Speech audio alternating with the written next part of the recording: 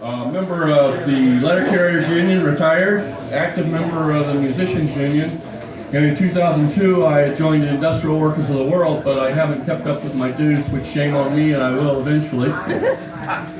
But I'm here not on behalf of the IWW, but simply to speak about some of their history in Portland. And many of you may already know this history because I'm not going to go into great depth with the amount of time that I have, but the IWW was formed in 1905 in Chicago at an organizing convention in Chicago. And in Portland, its first local was called Local 92.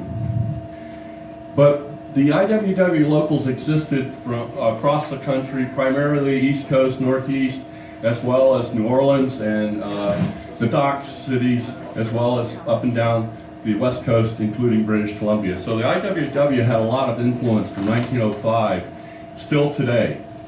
And I'm going to touch on a few things, but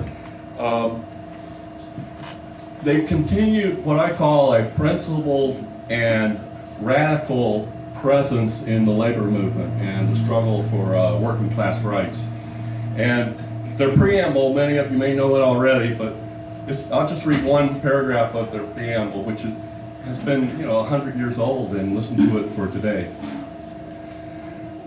The working class and the employing class have nothing in common. There can be no peace so long as hunger and want are found among millions of working people, and the few who make up the employing class have all the good things of life. But the entire preamble is important to read sometimes. So the IWW was formed by a number of people. Mother Jones was at the organizing convention. Eugene Depps was there. It was a broad coalition. And their goal was to organize all workers into one big union, because at the time, the American Federation of Labor organized primarily white men. So that left out the majority of people. So the IWW, there have been other unions that have tried to organize without any boundaries, but the IWW were clearly on that path. Now I'm going to touch on a 1908 event very briefly. It was called the Overall Brigade. The fourth convention of the Industrial Workers of the World, held in Chicago, was having this huge debate. Many of the prominent socialists and the labor activists were butting heads over a principle of whether to be engaged in political activities or what they call direct action organizing on the job, which evolved into free speech fights and such. So there was this direct action group, and Jack Walsh was from originally Alaska, came down to Portland during that time, and he organized this group of folks in a number, I forget the exact number, but they all hopped freight trains going from Portland up to Seattle, to Spokane, to Chicago to carry the message of direct action. So that was a Portland factor. There's a lot more I can say about that, but I'm going to skip ahead or backward a little bit, because in 1906, as we all know, the San Francisco earthquake occurred, and many people were forced to work in the rescue efforts in that earthquake, and Joe Hill happened to be one of them. So when he was released, he came by way of boxcar up to Portland. That was about 1907, 1907 or so. And some people, I mean, there are so many books about Joe Hill and the Industrial Workers of the World, but some people believe that he joined the union IWW down in San Pedro. But it was actually in Portland, Oregon, that he joined the Industrial Workers of the World, Local 92. Yeah. So whether he joined it in 1907 or whether he joined it in 1910, the proof that he joined the IWW, and if you don't know about Joe Hill, you have to check it out, because he was martyred 100 years ago in Salt Lake City, and there are many books about him. But the Industrial Worker, which is available up here on the counter, he had an article in the Industrial Worker back in 1910, and he signed it Joe Hill, Portland, Local 92. So, Mary Rose is about to join me. I've got a couple more elements of local history. I appreciate your time listening, but there was a 1913 strike just very close from here, 6th and Belmont, and it was the Oregon Packing Company. And the women who worked there had had enough of the unsanitary conditions, the low pay, the long hours. So 50 to 100 women walked off the job late June of 1913, 6th and Belmont. They walked off the job, but they hadn't had experience organizing. So the local socialists and the IWW came together to their aid and raised money for them during the strike. Now, did they go back to work? No, because the cherry canning season ends the end of July, roughly. But that's a fascinating strike in itself, because one person became one of the leaders here, Dr. Marie Acquis. Are you familiar with that name? Yeah, she went to jail for free speech fight to help the women strikers.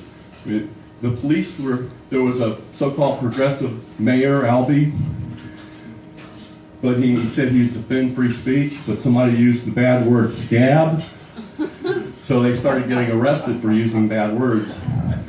And so there was a free speech fight that went all the way to October. So with that, there's just so much good history. It continues today. 2002, the bike messengers, you remember that in Portland and other places, bike messengers were being organized by the IWW, and they're still organizing today. And so thank you for this opportunity to touch on the IWW. What we're going to conclude with is Joe Hill song. And Michael Monk's book, The Portland Red Guide, has a lot about snippet about Dr. Acquis, as well as IWW, Joe Hill. But I'm going to read just a brief part, and then we're going to sing this song. And bear with me just a second. Now, Harry Haywire McClintock has written a number of IWW songs, but he says this: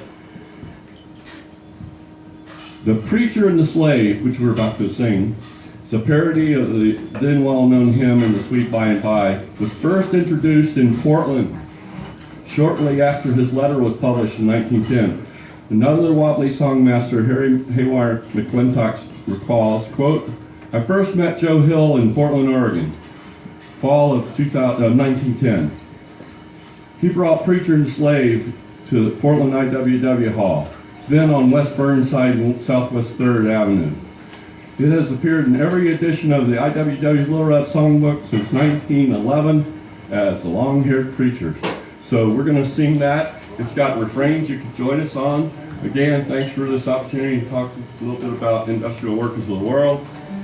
And it's a singing union, so that's the way we're going to go out. Preachers come out every night, try to tell you what's wrong and what's right. But when asked about something to eat, they will answer in voices so sweet. Here's a phrase. You will eat. You will eat. By and by. By and by. In that glorious land above the sky. Way up high. Work and pray. Work and pray. Live on hay. Live on hay. You'll get high in the sky when you die. That's a lie. In the Starvation Army they play. And they sing and they clap and they pray till they get all your coin on the drum.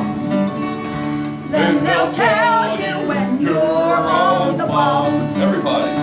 You will eat. You will eat. By and by. By and by. In that glorious land above the sky. Way up high. Work and pray. Work and pray. Live on hay. Live on hay. In the sky when you die. That's a lie. If you fight for the good things in life, they will tell you to stop all the strife. Be a stick for the boss, as they say, or the